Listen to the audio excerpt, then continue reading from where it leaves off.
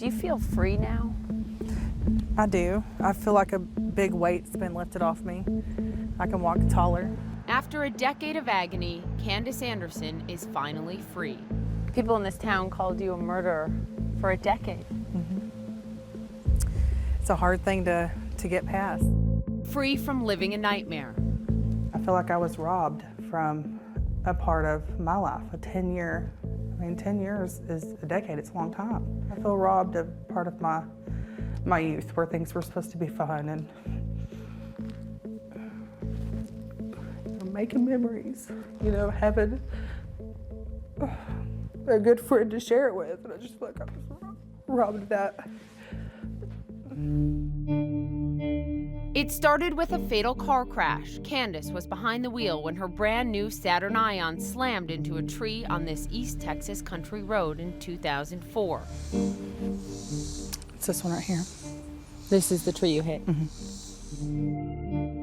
Her boyfriend, Michael Erickson, was in the passenger seat. He was Candace's first love. I was through the windshield on the hood of the car, and then his face was face down in my lap.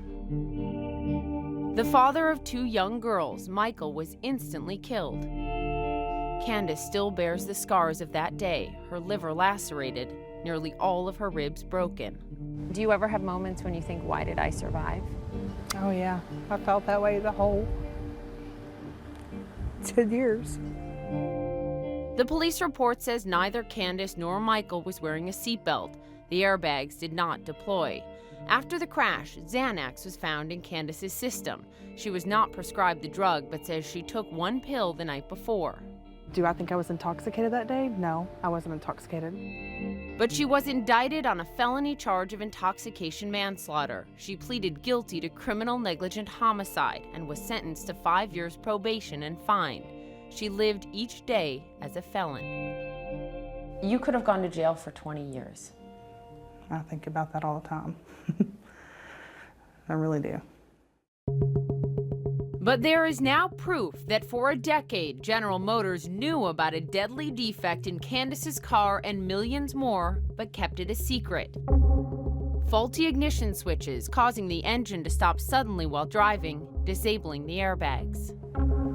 And as Candace was prosecuted, GM did nothing to help her. In fact, in 2007, the same year Candace pleaded guilty, GM did their own internal investigation of her crash, calling it unusual, and noted the airbags should have deployed. I'm fighting for my justice.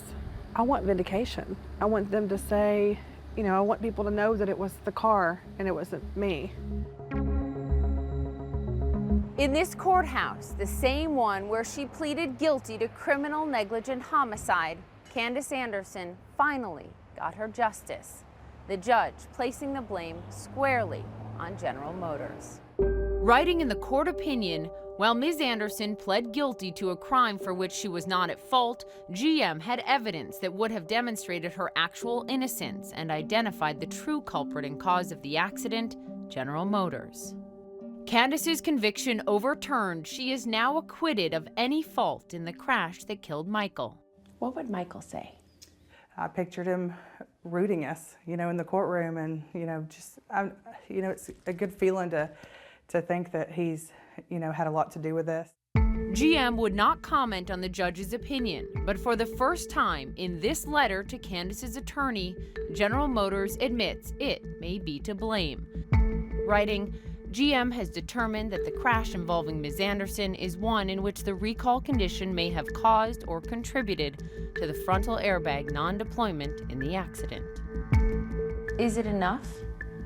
No, I don't think it's enough.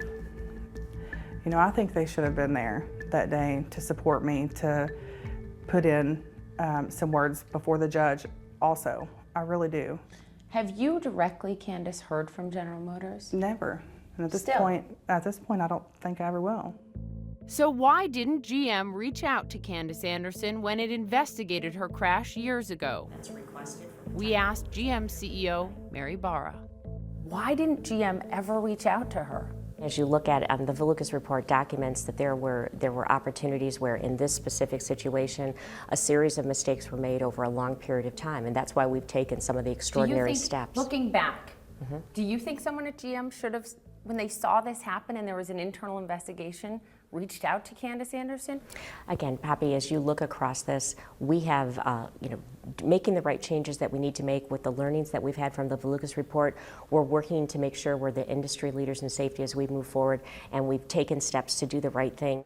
GM is fixing its defective cars and has apologized to victims and their families. I am deeply sorry. When you come back to the crash site now, being vindicated, knowing this wasn't your fault, what do you think? The guilt is definitely lifted, but what happened in the tragedy, of course, is still there. The pain is still real. And nothing will bring Michael back. For the past 10 years, Michael's mother, Rhonda, couldn't bring herself to lay a headstone for her son. Now she finally has. It was like the story of David and Goliath, where we took a little slingshot and we threw a rock at a giant, and we won. That's how I felt. that it was all worth it, and we weren't scared, and we stood up and we got what we wanted. Vindication. Right. Their fight may be over, but the Department of Justice investigation into General Motors continues. There's someone within General Motors that should be held responsible. Are you saying that you think individuals at General Motors should stand trial? Yeah, I do. They didn't have a problem sitting by while I was charged and convicted.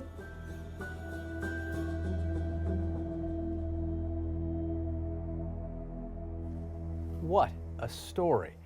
Poppy Harlow joins us right now. And Poppy, this is really unbelievable. Given all of this, is Candace going to sue General Motors? She's not. And that is one of the hardest decisions of her life, John. She can't. Candace and Rhonda, Michael's mother, they're accepting money, a payment from GM's Victim Compensation Fund. But in order for them to do that, they have to give up their right to ever sue General Motors over this crash in the future. And I asked Candace about that. I said, how hard was that for you? And she said, it was gut-wrenching, but I had to move on. It has been a decade. She has a 4-year-old and a 6-year-old girl, and she wants to move on. She's going to use the money to get through nursing school and for her kids. But yeah, she will never be able to sue General Motors over this, but she does now have her entire life in front of her.